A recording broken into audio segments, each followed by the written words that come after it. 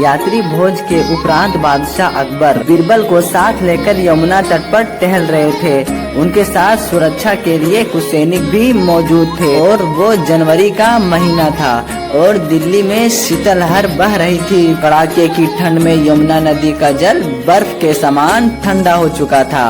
अकबर को जाने क्या सूझी कि उन्होंने अपनी उंगली यमुना के जल में डाल दी। ठंडक का एहसास होते ही उन्होंने फौरन अपनी उंगली जल से बाहर निकाली और बोले, बीरबल, इस मौसम में यमुना का पानी बर्फ के समान हो जाता है। इसमें एक उंगली डालना मुश्किल है। यदि किसी को इस पानी में थोड़ी देर भी रहना पड़ जाए तो वो जीवित नहीं बचेगा। क्यों बीरबल, क्या कहते हो?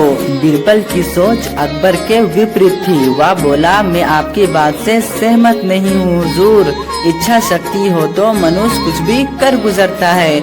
यमुना के पानी में कुछ देर खड़ा रहना तो बहुत ही छोटी बात है। हम तुमसे इत्तेफाक नहीं रखते बीरबल। इन दिनों यमुना के पानी में कोई खड़ा हो ही नहीं सकता। अकबर बीरबल की बात मानने को कतई तैयार नहीं थे।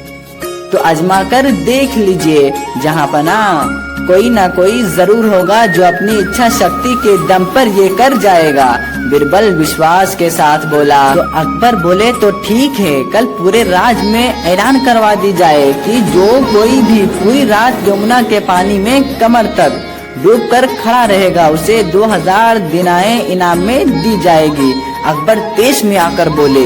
अगले दिन अकबर का आदेश पूरे राज्य में प्रसारित करवा दिया गया। कुछ दिनों तक यह चुनौती स्वीकार करने वाला कोई सामने नहीं आया।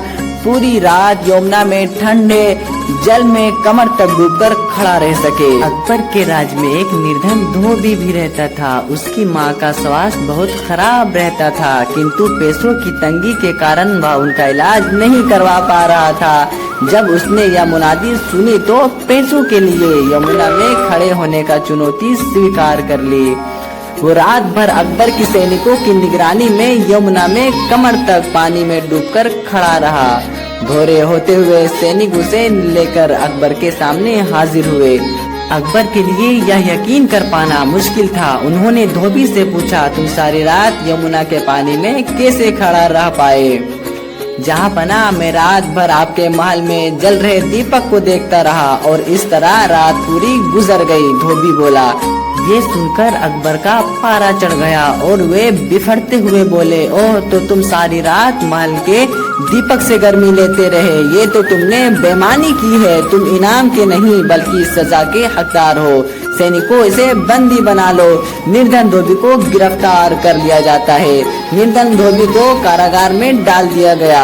जब ये बात बीरबल को पता चली तो वो बड़ा दुखी हुआ। उस दिन वो दरबार नहीं आया। दरबार से बीरबल को नदारत पाकर अकबर ने एक सैनिक को उसे बुलवाने उसके घर भेजा। सैनिक ने वापस आकर अकबर को बताया कि बीरबल ने भोजन नहीं किया है, वो खिचड़ी बना रहा है, खाकर वो दरबार में हाजिर हो जाएगा। समय गुजरता गया। सुबह से दोपहर और दोपहर से शाम हो गई, लेकिन बीरबल दरबार में हाजिर नहीं हुआ। बीरबल कभी ऐसा नहीं करता था। बीरबल की ये हरकत अकबर की समझ के बाहर थी। यह नजारा देख अकबर हैरत में तो पड़े ही, साथ ही क्रोधित भी हुए। क्रोध में लाल पीले होते हुए उन्होंने बीरबल से पूछा, ये क्या है बीरबल, तुम अब तक दरबार में हाजिर क्यों नहीं हुए हो? मैंने खबर भिजवाई थी ना, जहाँ पना कि मैं खिचड़ी बना रहा हूँ, खाकर दरबार में हाजिर हो जाऊंगा। देखिए, सामने पेड़ पर लटके घड़े में खिचड़ी पक रही है। पेड़ पर लटके घड़े को देखकर बीरबल इशारा किया। ऐसे कोई खिचड़ी बनाता है? पेड़ के नीचे जल रही आग से ऊपर लटके घड़े की खिचड़ी कैसे पकेगी? अकबर चिल्लाए। जब यमुना में खड़े धोबी को इतने दूर स्थित महल में जल रहे दीपक से गर्मी मिल सकती है तो इस तरह भी खिचड़ी पक सकती है हुजूर। यहाँ तो आग से दीपक की तुलना से ज्यादा है। बीरबल झट से बोला। बीरबल की बात सुनकर अकबर का गुस्सा शांत हो गया।